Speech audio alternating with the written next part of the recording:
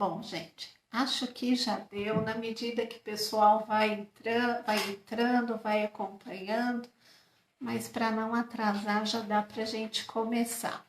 Lembrando, quem entrou depois, não esquece de dar aí seu like, de compartilhar, de preferência no modo público, para que a gente consiga ampliar a publicação do Laços, para que chegue ao maior número de pessoas, para que tenham acesso à informação. Isso é legal, é importante a gente compartilhar, sim, conhecimento e tentar alcançar o maior número possível de pessoas. Então, do mesmo jeito que a gente faz lá no Pessoalmente, vamos sintonizar um pouquinho o pensamento com o alto, a espiritualidade amiga, onde mesmo em nossos lares nos acompanha, nos sustenta, nos fortalece, rogando que nos auxiliem para que de mentes e corações abertos possamos assimilar da melhor forma possível aquilo que precisamos ao nosso desenvolvimento, aperfeiçoamento, direcionamento. Que essas luzes de amor, Pai, envolvam a nós, aos nossos lares familiares, nos acompanhando, não só nesses instantes de prece e conexão, mas por todo e qualquer momento de nossas vidas. Que assim seja. Bom, prece feita, conexão estabelecida, podemos conversar um pouquinho sobre transtornos mentais. Por que escolhi esse tema? Bom, primeiro, algo que muito tem acontecido é a manifestação de transtornos diversos. Então, é muito comum, várias famílias estão passando por essa situação e tem um relato de alguém próximo, ou às vezes dentro de casa mesmo, que manifesta algum transtorno. Que tipo de transtorno? Depressão, pânico, fobias diversas, transtorno obsessivo compulsivo, esquizofrenia, bipolaridade, ideação suicida. Estamos no Setembro Amarelo e a questão da ideação suicida também está muito grande, está muito comum. E esse pacotinho todo, alguns exemplos, tem uma série deles, tem se manifestado bastante na nossa sociedade. O que acontece? Por onde podemos começar? Falar da mente. Quando a gente fala em mente, o que seria a mente? Alguns podem dizer, é o nosso cérebro. A primeira coisa que vem à mente é a imagem, às vezes, de um cérebro mesmo. Aquele que a gente vê lá nos livros de anatomia. É isso a mente? Não, não é. O cérebro, aquele que a gente acha nos livros de anatomia, é o veículo de manifestação do espírito. A essência não está na matéria, está sim no espírito. E a mente é o seu veículo de manifestação, é a forma como ele vai se expressar. E como que a gente vai explicar o transtorno mental? Tem situação que às vezes ele pode estar relacionado ao físico, sim, alguma questão fisiológica. Mas na maioria das vezes a gente não acha essa parte fisiológica detectável ainda pelas nossas ferramentas e os instrumentos que nós temos até hoje desenvolvidos. Onde está, gente? Está na essência. É algo muito mais sutil, que não pode ser necessariamente nem sempre detectado, mas que existe, que está lá, que se manifesta. Como? Nós já entendemos que somos um espírito temporariamente na matéria, com uma forma determinada. Meu espírito fica preso nesse corpo? Não. Ele se exterioriza. Ele não está contido como algo, por exemplo, dentro de uma caixa. E nós exteriorizamos emoções, sentimentos e afetos. Da mesma forma que eu exteriorizo esses sentimentos, essas emoções, esses afetos, eu também vou absorver. A mesma coisa, emoções, sentimentos, afetos, energias. Então, nós exteriorizamos e absorvemos o tempo inteiro. Tem uma série de livros do André Luiz, do Chico, enfim, que vários livros na doutrina comentam sobre essa questão das energias que nós tanto colocamos no ambiente como nós absorvemos. E conforme o tipo de energia, tanto que nós emanamos quanto que nós absorvemos, nós podemos adoecer de forma leve ou de forma grave. Do mesmo jeito que nós adoecemos fisicamente em algum órgão, nós também podemos manifestar isso emocionalmente, psicologicamente. A mesma coisa. É um processo muito semelhante. Se eu tenho um pensamento de ódio, de raiva, isso vai ter um impacto. Se eu tenho um pensamento de amor, de coisas positivas, também vai ter um impacto. A diferença, um é um impacto positivo e o outro é um impacto negativo. Como que na atualidade o pessoal está considerando uma série de coisas que nos ocorrem de forma ruim. Nem sempre se olha para dentro, nem sempre se avaliam essas emoções, esses pensamentos, esses sentimentos, tudo aquilo que está chegando, que está nos impactando. E aí é quando nós corremos o risco de adoecer. Então, o que é interessante? Sempre que eu olhar para um ser humano, que eu veja essa pessoa de forma integral. Corpo, perispírito e espírito. Que eu não olhe só por um lado. Tanto que ao adoecer, é importante que a busca da saúde e da melhora também seja vista como um todo. Se eu só procuro um médico, tomo um remédio, mas não mudo o comportamento ou uma postura, eu posso continuar com o mesmo problema. Pegar algo físico para ficar mais claro. Eu estou com problema no estômago. Tá lá, físico. Mas se eu continuar comendo demais ou errado, aquilo que me faz mal vai melhorar? Não. Então não é o médico que vai resolver, ou mesmo só o remédio que ele me receite. Precisa de uma mudança de hábito, de comportamento, de postura. Se eu ainda fizer isso, mas continuar, por exemplo, com temperamento forte, exagerado, onde eu jogo um monte de ácido lá dentro, pelo excesso de nervosismo, eu vou melhorar? Também não.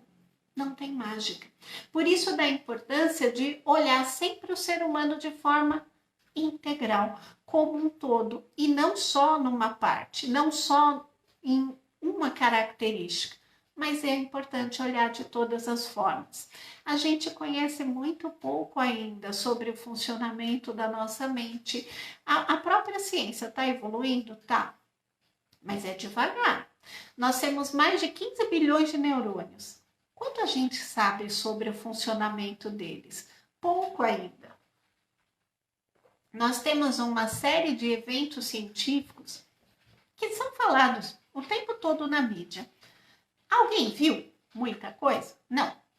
Há uma série de coisas que a gente acredita e que nunca viu ali. Pega uma tabela periódica química. Tem coisa ali que você, nossa, que nome legal. O que é isso mesmo? Não viu, não sabe, mas isso não faz com que você deixe de acreditar. Quando nós falamos do espírito, dessa influenciação dessas energias, não há necessidade de ver para acreditar, eu posso sentir. A nossa mente, ela cria o tempo todo.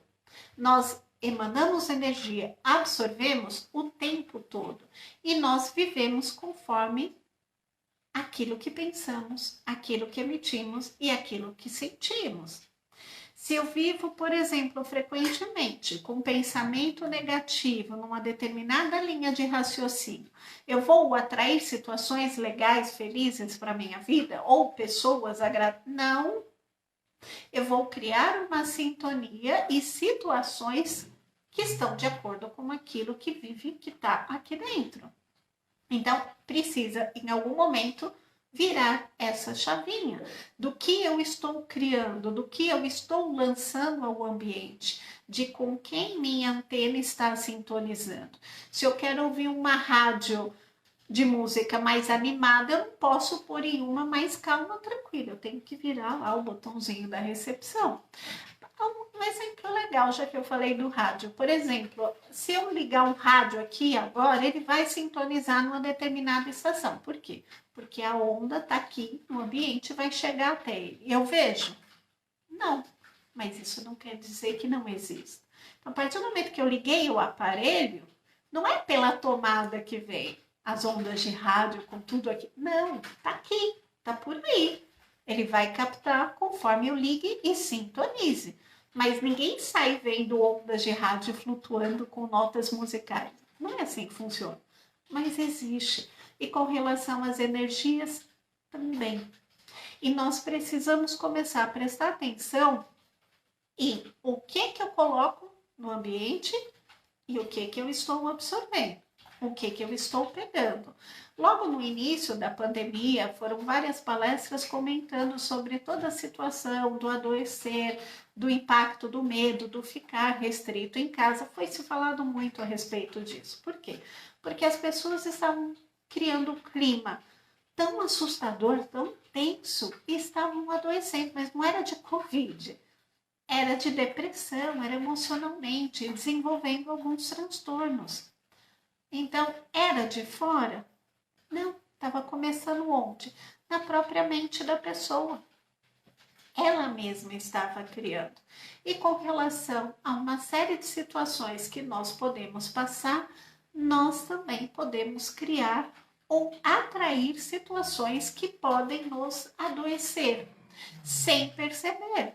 E aí a importância de parar, observar e mudar o comportamento justamente para sair daquilo, para sair desse contexto de doença, de algo ruim. Nós, ao nascer, a gente já nasce com uma predisposição a algumas questões, aquilo que a gente precisa resolver. Legal, foi feito um projeto reencarnatório, nasci, desci, cá estou. Tinham algumas continhas básicas para acertar. Nesse projeto, vamos ter zonas mais sensíveis fisicamente, emocionalmente, de questões que precisam ser trabalhadas. Então, eu posso sim ter zonas favoráveis ao desenvolvimento de algumas doenças, de algumas moléstias. Eu também posso nascer com a predisposição a ter uma bipolaridade ou um traço depressivo, por exemplo. Mas eu preciso desenvolver a doença, a patologia? Nananina, não. A ideia não é que estejamos nascendo para sofrer. E quando eu falo de pagar contas, não é naquele sentido pesado ou negativo, é um processo natural de desenvolvimento. Eu tenho uma dívida, eu vou lá e acerto, mas não é com esse peso ou com essa negatividade toda. Além do que, eu tenho uma predisposição. Como isso vai ocorrer ou se manifestar? Depende. O que eu estarei fazendo da minha vida? Que direcionamento eu estarei dando? É isso que vai dizer qual o impacto que eu vou sofrer ou não. Até porque eu posso mudar, do mesmo jeito que eu posso nascer com a possibilidade de desenvolver um problema, eu também posso criar anticorpos, eu também posso evitar o desenvolvimento desse problema. Não é algo tão fatal. Pegar, por exemplo, a depressão. A gente até falou disso na quarta-feira lá na rádio. Então, tem pessoas que, por exemplo, nascem com um traço de depressão. Nossa, já nasce doente? Não, gente, eu disse um traço. Não é necessariamente a doença. O que é esse traço, por exemplo, depressivo? A pessoa tem um traço de personalidade que ela pode usar como uma ferramenta, mas não necessariamente uma patologia ou uma doença. Fazer uma analogia com outra coisa. Se eu pegar, por exemplo, um traço de agressividade e eu pego um símbolo, uma faca. Essa faca eu posso usar para cortar carne, para picar salsinha. Eu posso usar ela, por exemplo, também para picar alguém e enfiar numa mala. O problema está na faca? Não. O problema está com um traço ali por trás e o uso que eu dou para ela. Então, ela é uma ferramenta. Ela em si não é negativa. O uso, sim. A depressão também pode ser um traço de personalidade positivo. Vou me pegar como cobaia. Mais simples. Sou psicóloga.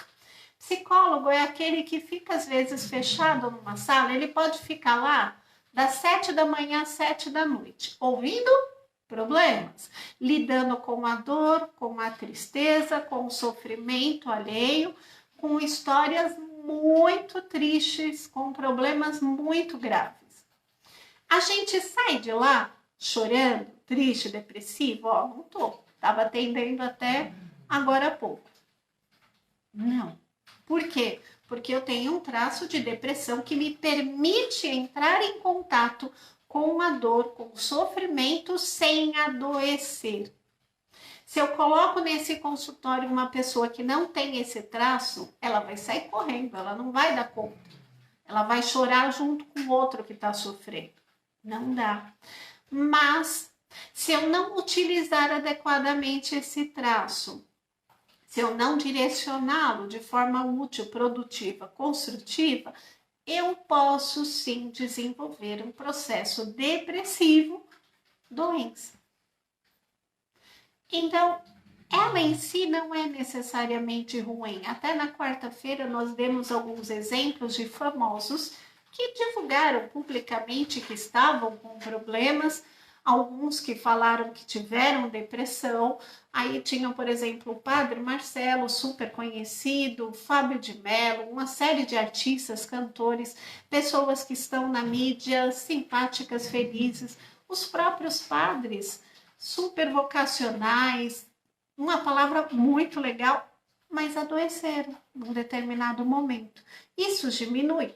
De forma alguma, eles não perderam nada do que eles são. Mas aquele traço de personalidade que, pegando os padres, por exemplo, permite que eles entrem em contato e consigam lidar com o sofrimento alheio, eles fazem isso dentro da sua vocação religiosa naquele momento, adoeceram.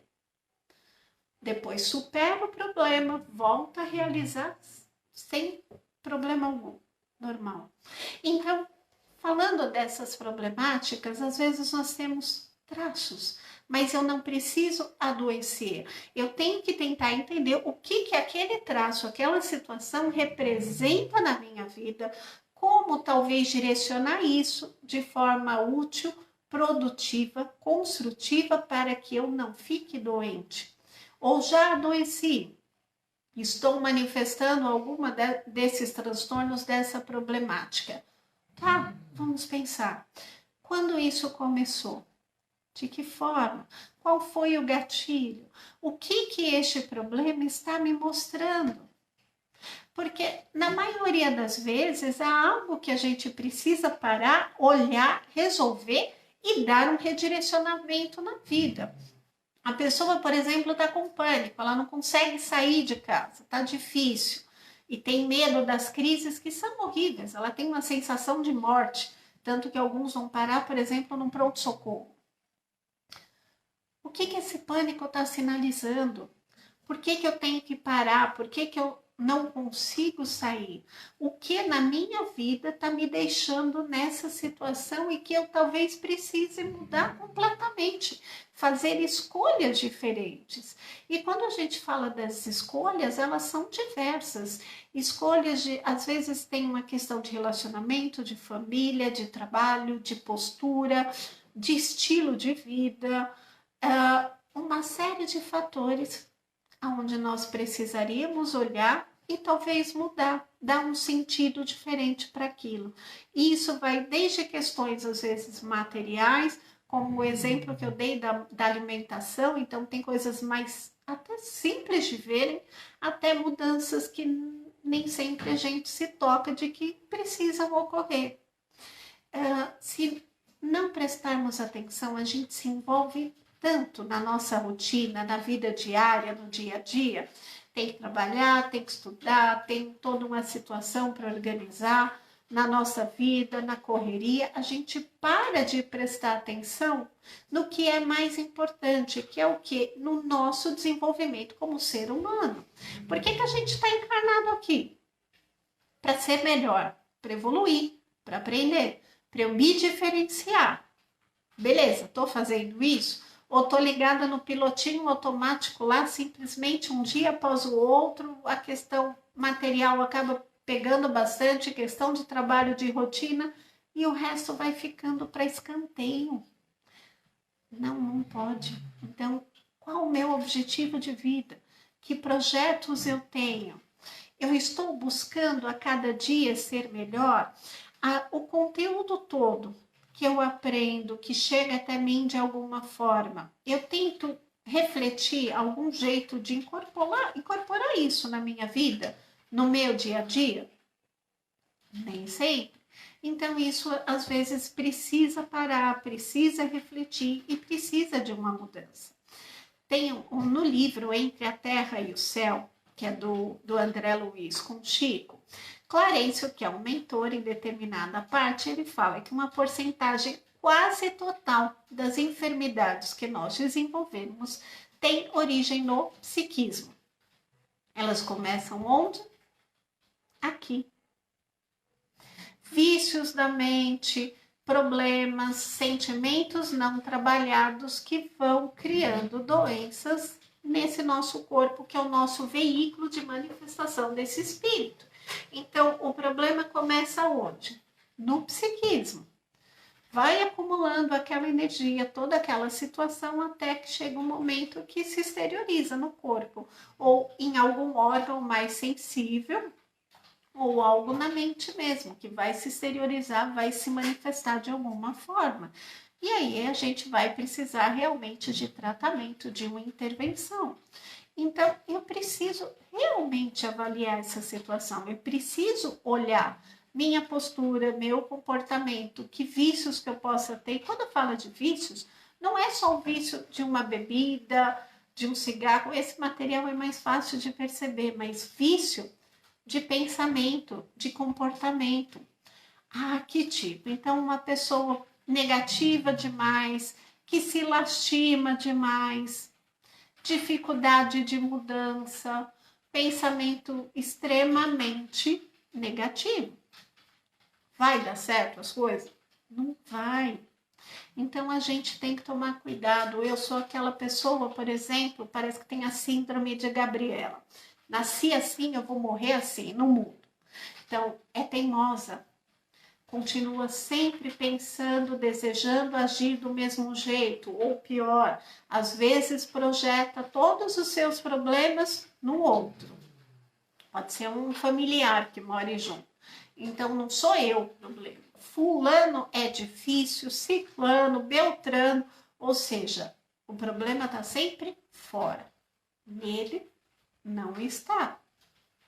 Também há algo a ser observado e a ser visto. Então, muitos dos problemas que nós enfrentamos, parando, olhando para si, fazendo uma reflexão e tentando dar um direcionamento, nós podemos sim conseguir mudar. Por quê? Porque eu vou parar, eu vou começar a me avaliar. Com isso, eu terei uma mudança de comportamento, de postura, eu posso agir diferente, eu posso buscar, por exemplo, um centro espírita para fazer um tratamento espiritual, totalmente necessário. Por quê? Porque agindo e pensando dessa forma, eu não vou atrair mentores iluminados, não. Eu vou atrair espíritos também em estado de sofrimento. Eu vou atrair espíritos que vão precisar também de ajuda. Então, é importante pedir socorro. Não ficar doente, não ficar sofrendo sozinho. Então, na situação que a gente encontra, esse processo é mais necessário do que nunca. Então, que não fiquemos somente digerindo informações, ligados nesse piloto automático, porque a correria, quando eu fico só, agora não que a gente foi obrigado a parar um pouco, mas as pessoas estão ansiosas querendo voltar à situação anterior, que necessariamente não era mais saudável. Então, não é para voltar igual estava antes. É para ser diferente. Então, eu preciso mudar isso. Esse período que a gente ficou mais restrito, alguns ainda continuam cumprindo, e a ideia é essa. O que vai ser diferente na volta?